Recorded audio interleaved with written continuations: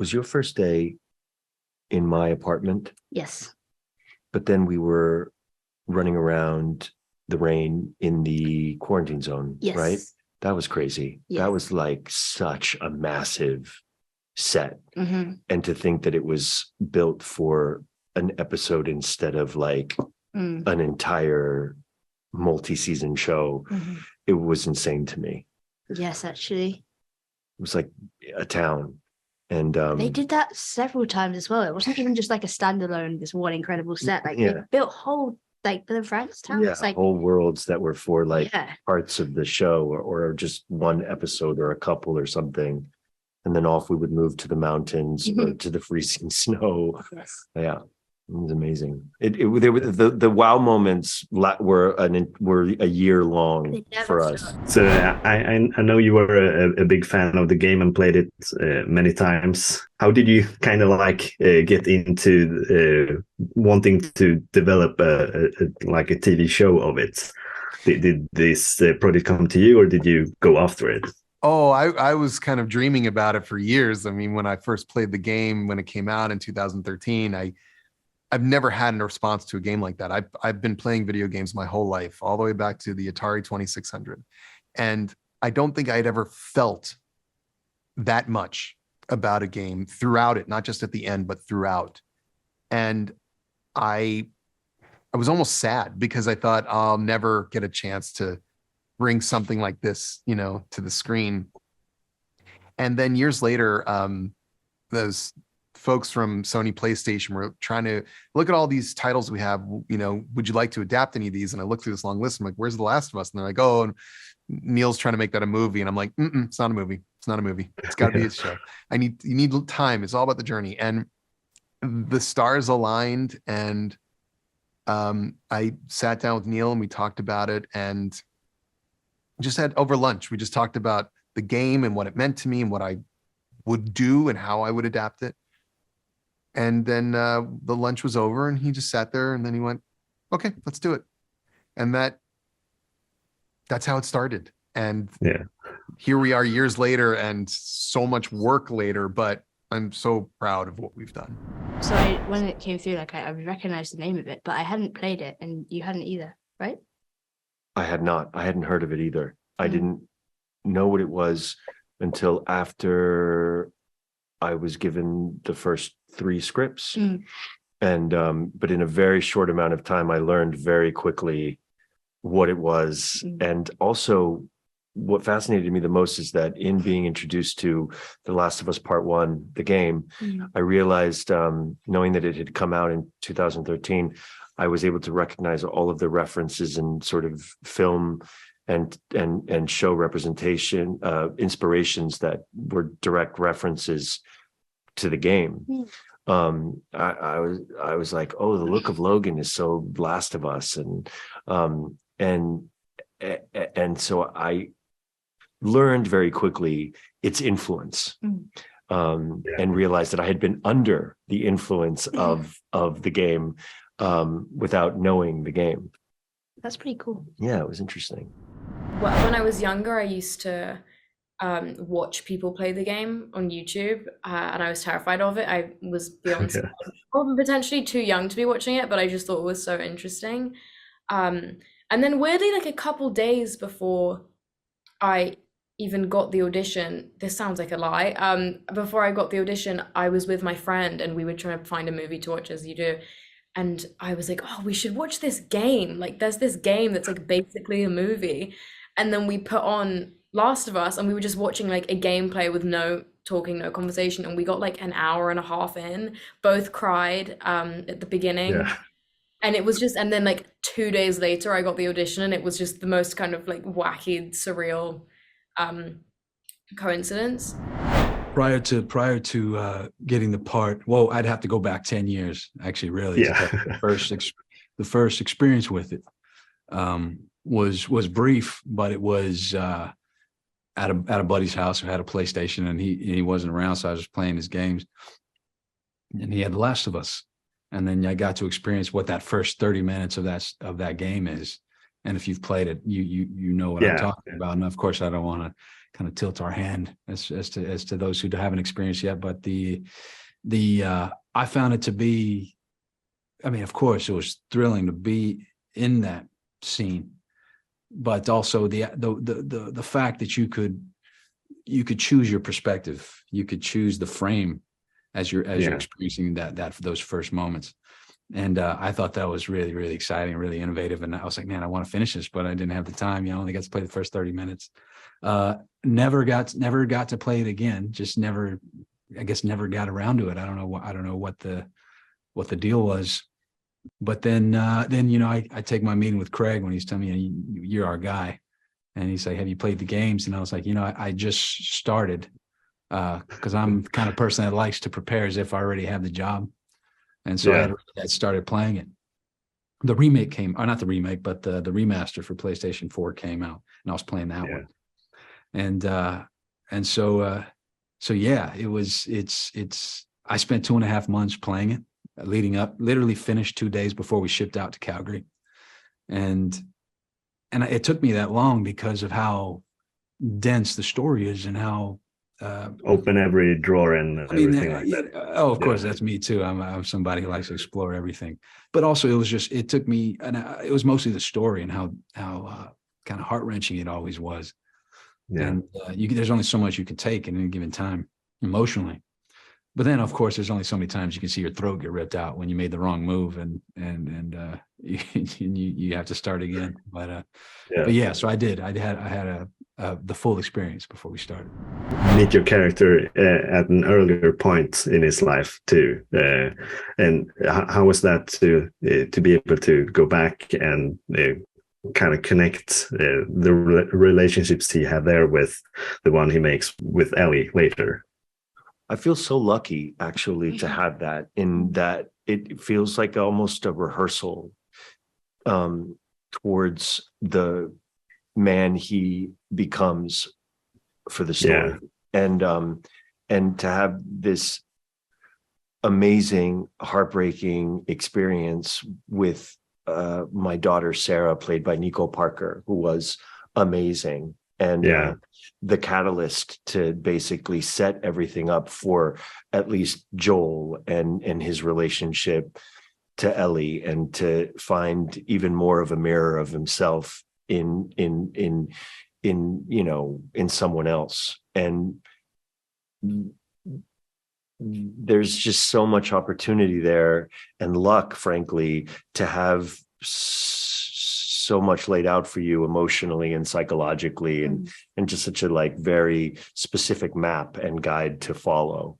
And the way that we shot it as well was the right timeline for my character. So it was just really, really, I felt very lucky. And I imagine it was challenging because you were coming in, you know, and we'd been shooting for a few weeks already.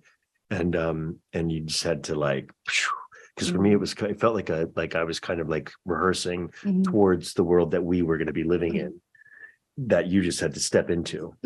Yes, it was terrifying. Yeah. Pedro genuinely is like, I mean, I think of him as one of my closest friends. We speak a lot now, and I think it was so nice because as soon as we kind of started working together, it was kind of an immediate kind of like, oh, okay, we genuinely really get on, and you're genuinely going to be one of my friends. The rest of my life kind of thing. It was amazing. And I think I was very fortunate to kind of be with him in his lighter and happier moments, obviously not the entire time, but it was too much fun.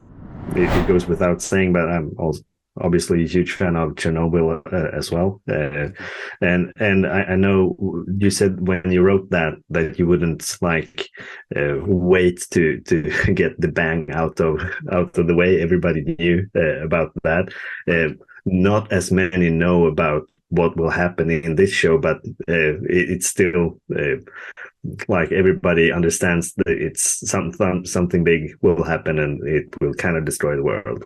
So I was wondering if you had kind of the same idea here, that you wanted to like get to that point pretty quickly, or how you thought about introducing that. It was a real challenge with Chernobyl. For a long time I struggled with how to present this event in a way that wouldn't feel like I was asking people to be surprised. And then finally landed on just starting with it. I think we do a pretty good job of not taking too long to say or do things that you know are coming. We like to stay ahead of the audience as much as we can, and then immerse them. But the one thing I know about The Last of Us is it's the journey that matters more than anything else. Anytime you're adapting material that is popular, you're going to have a large subset of the audience that knows what happens. I knew, I don't know if you knew but when you were watching Titanic, but I knew that it was going to sink. I had a hunch. It didn't matter. It was about the journey and the relationships, the characters. And so I am sure that people who played the game, well, first of all, there's so much new and interesting and exciting for them as well. But when the things that they know will happen, I still think they're, as the kids are saying now, it's going to hit in a different way. It just hits you in a different way. It really does. So I think, and a good example of that is the episode we get to spend with Bill and Frank. Yes. So was there a particular thing that you really wanted to get in there that you discussed earlier? Yeah. Well, I said to Neil that there was an opportunity to investigate thematically what it meant to actually be safe in a dangerous world. Bill has created safety. Well, what happens inside of that safety? Is it lonely? Is it sad? Is it beautiful? It gave us a chance to also show time passing, to show how the world changed somewhat between the beginning of the pandemic to where we are now in the story. And it let us explore this theme that I'm kind of obsessed with, which is that love is the most beautiful, wonderful, creative human emotion there is, but it's also the most dangerous human emotion, because love is the thing that leads to fear and anger and xenophobia and tribalism and also choices like my child is worth more than your child because I love my child. These are dangerous things, and we really explored. It was all there in the game, and we've expanded it here in the show, and we get to do that through these new explorations, like the way we do with Bill and Frank. Yeah, and I kind of think that's an episode that proves why this works as a TV show as well. So I'm glad to hear that. Yeah. I know because I made Chernobyl with a lot of Swedes. If you can impress a Swede, you've done something right. You guys are tough, and you're tough in a good way. You're like, show me. What kind of were your reactions to reading that story arc out for your character? I think what I was so kind of pleased with is it stays true in the game in the sense of there's consistent reminders of my character for Joel and how that shapes his character and shapes his eventual kind of character arc, and how it's defined him in a way.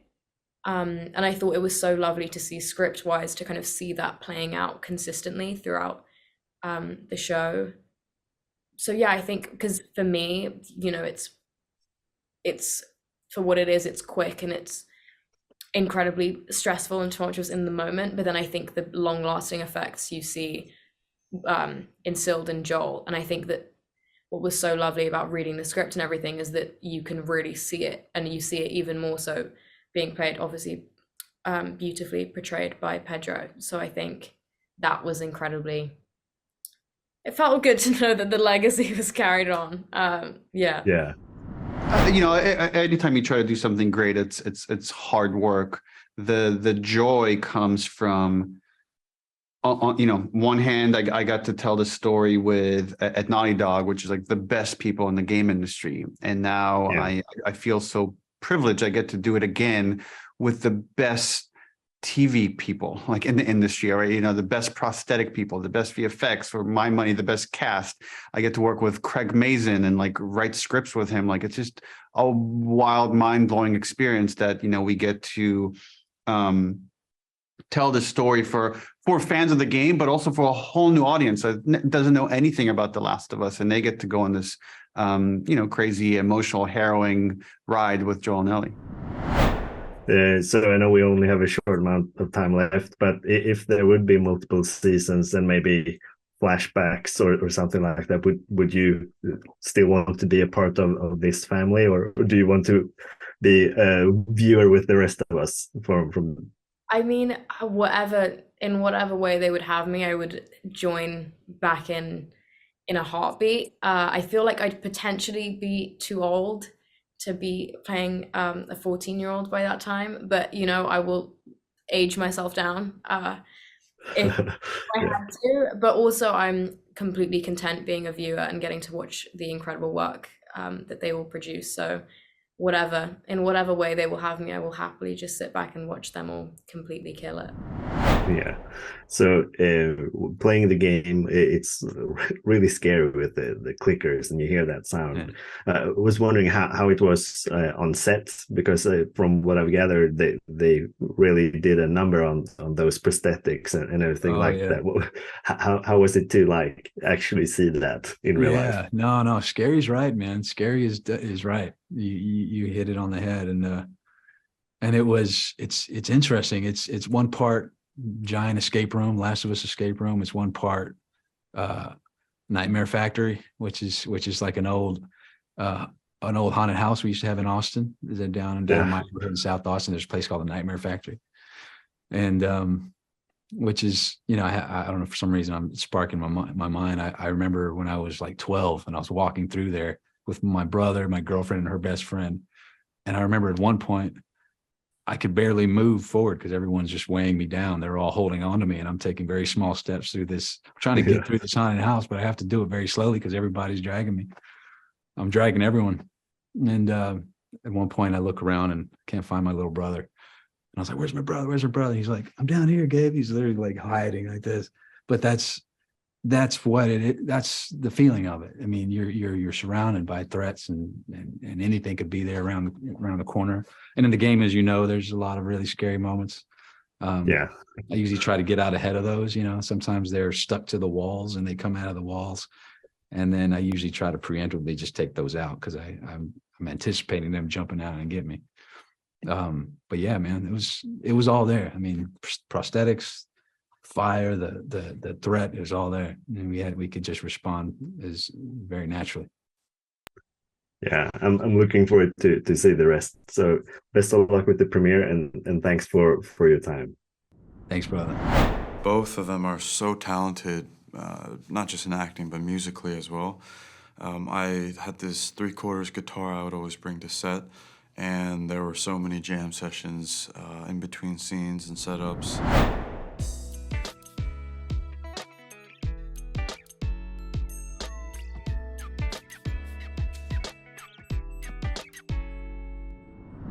So, hi, I'm Jonathan Bloomberg, writing for movies in Sweden. Hey, Jonathan. So, hi, John. Hi. So I actually have finished the entire first season, but we're going to focus on the first episode, and I'm loving what I've seen so far. And so I wanted to know how it was for you to kind of jump onto this franchise, knowing how much it has meant for the gamers previously, but now also everyone who loved the first season of the show. Sure. I was super excited to join something I was already a fan of before I found out there was a role for me. I was perhaps a bit nervous stepping onto a set full of so many prolific actors and stepping onto a set of this scale. But all of that quickly melted away once I got to meet the cast and crew and the showrunners, Neil, Holly, and as a writer, and Craig. Everyone was so wonderful to work with, and it's such an excitement to work on elevated material. It's a blessing, truly. So it was all around such a blessed experience. Yeah, and for everyone who has played the games, and we get to see a bit of it in the first episode, your character has a lot to do with Dina and Bella on the show. So how was it working with Isabella and Bella? So good. Both of them are so talented, not just in acting, but musically as well. I had this 3/4 guitar I would always bring to set, and there were so many jam sessions in between scenes and setups, and there was a lot of levity brought to set because of that. And I think it's important to have that when you're working on something as dark as this show can be. Yeah. And when I spoke with the cast during the first season, they told me how scary it was to step out on set, because the clickers and everyone like that are really there, like in costume. So you kind of get to feel the threat for real almost. So how was it for your first time when you encountered someone in those kind of setup? Yeah, I think the first time I saw the clickers in real life on set was in a studio one day, and there was a group of them sitting around a table during lunch, and I think they were all exhausted, so they were all lounging around relaxing, but they still had their full prosthetics on, so it was quite a eerie thing to see them so casually still and resting. And I don't know how well they could see because I waved and no one responded. But that was a cool experience. Yeah. They didn't eat you at least, so that's good. No, and yeah. So having been a part of this show now, you said that you were a fan already. I was wondering how kind of was your like, how much did you know about the part you were going to play when you actually landed it? From the research that I did, the common thing I heard was that the character was cool. And I kept hearing that, oh, he was the coolest. And so it was an interesting thing to digest, and I tried to carry that on through the performance. And in some ways there was some pressure because I don't know how cool I am in my own personal life, and there were some big cool shoes to fill. Yeah. But I thought you were pretty cool in Beef too, actually. Very different character. I don't know if Paul from Beef would survive in this world. Probably not. No. So what is the kind of main thing that you will carry with you after have experienced shooting this season now into future projects? I think it's my expectation in people that I meet going forward. Working with actors like Bella, Gabriel, Isabella, they have some tremendous credits. They have done some really cool projects, and yet their ego is almost non-existent, and they're so warm and affable and so friendly. So I have this expectation that no matter how famous or successful someone is, they should still be just as human as everyone else was on set. Yeah, I'm really happy to hear that. It seems like a pleasant set to be on, even though the circumstances might paint a different picture when you sit around the clickers during lunch. Yeah. But thanks a lot for taking your time to speak with me today, and best of luck now with the premiere of the second season. Thank you so much. I hope you enjoyed. I think because I was first, a co-worker with Bella, and then chose to be friends with Bella out of respect and admiration for their work as a person and a professional, that it's been one of the most fruitful relationships of my life.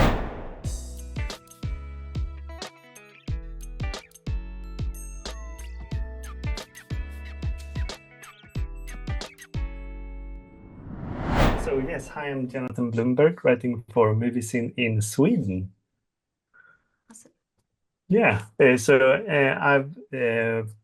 I loved the first episode of the new season. I've seen everything, but I know that we're supposed to focus on this first episode. So You've seen everything, the whole season. yeah, since I'm doing the reviews too. but we'll focus on that first episode.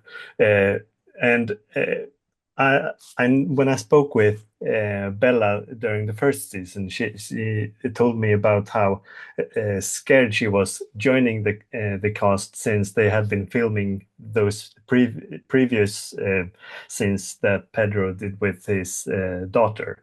So how was your first time stepping into this?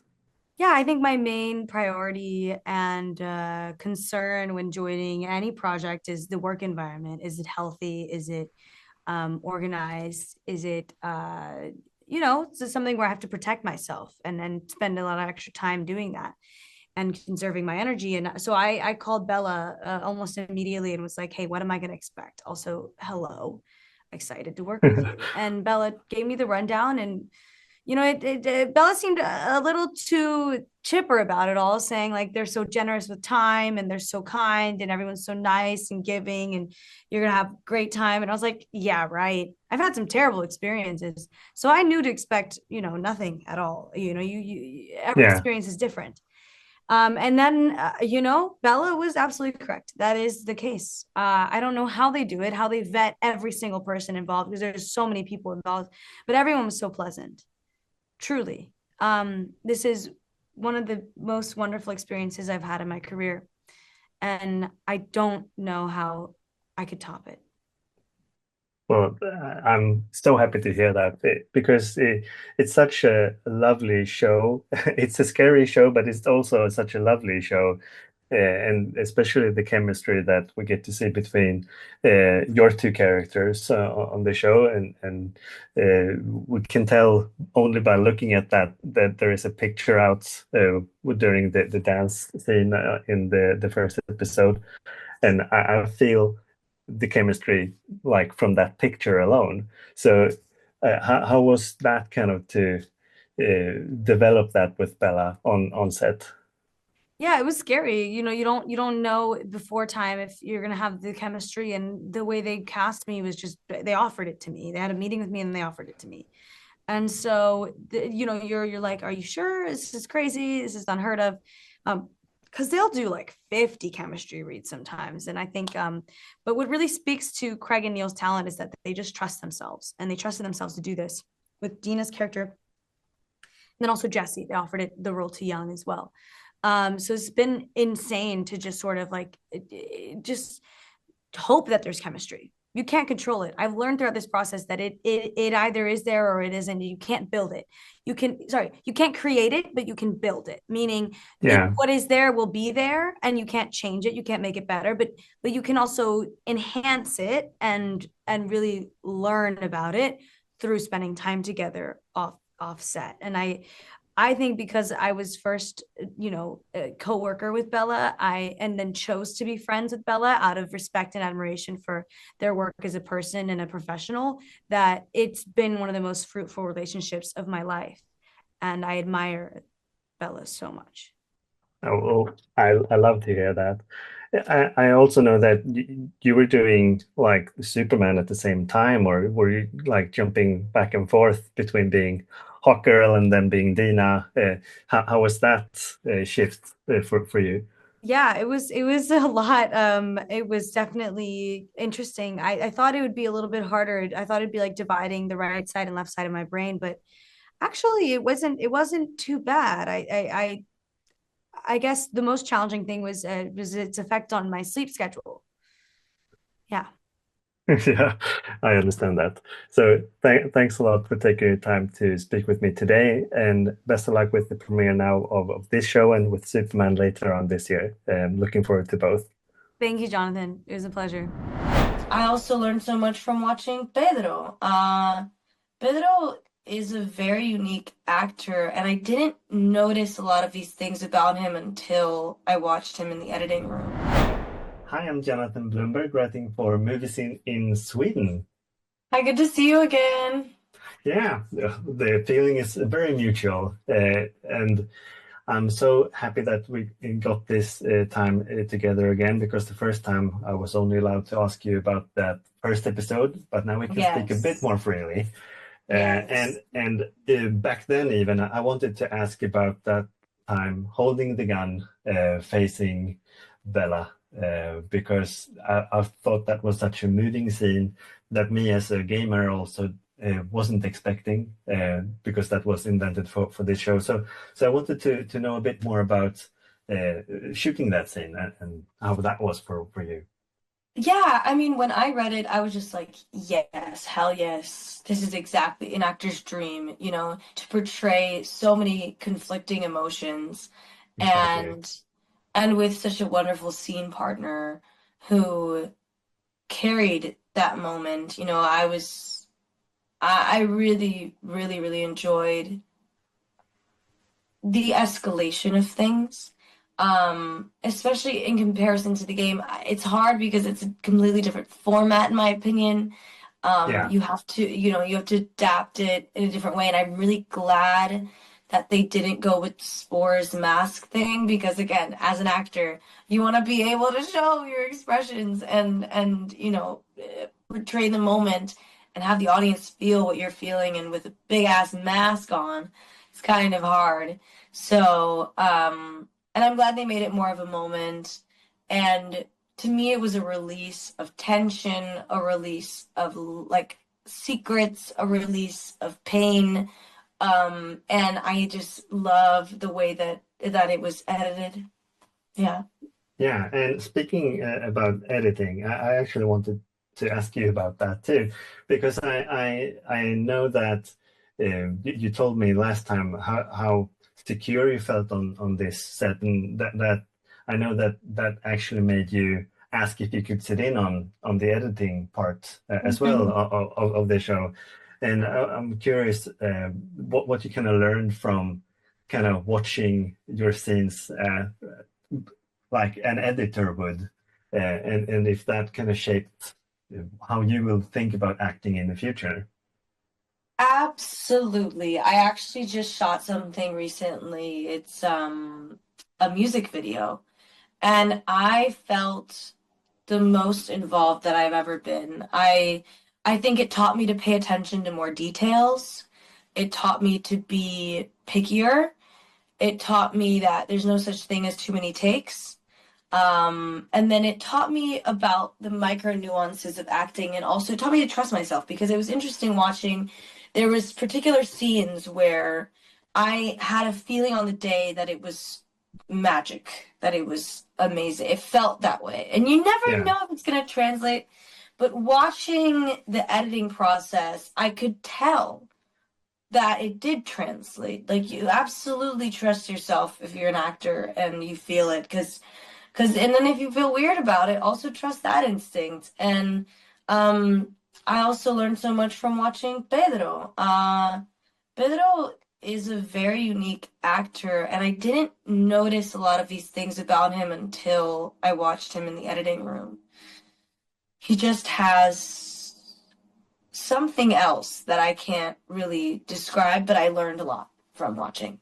I'm so happy to hear that. And we only have like a minute left now, but there is a certain scene in the next episode now as well, when this will be released, and that's when your character tells Bella why she wants to go on, the backstory. So that was really moving too. So if you quickly could say something about that scene. Yeah, I mean, I think Dina's been holding a lot in, just a lot of secrets as well, and I think she covers it with humor. And I love that we're seeing a more serious side of Dina. I love Yeah. that we're seeing, you know, the part of her that just doesn't fuck around. Like, she's like, I will kill someone. I did it when I was 8, so this is no problem for me. I love vengeance, and I will support you in this because she loves Ellie, but also, you know, I like when there's a personal motive and she's not just the side character that will do anything that the main character beckons for. And you know, you hear a little bit about her family from the game, but you don't know much about what happened. So it's also nice as a fan to be able to hear them expand upon that, and in such a nice way. Because here she is, you know, Ellie's like, all right, we're turning around, and she's like, no, I don't give a shit that I have a baby in here. This is what I want to do. And if I know anyone that's like that, it's my mother. a baby would not stop her from getting things done, if she wanted to do it. So, yeah, kudos to that. I'm so happy for that explanation, and thank you for taking the time to speak with me today again. Thank you, Jonathan. Maybe this summer with Superman as well. So yes, absolutely. have a great day Thank you, now. Jonathan. Bye. Bye.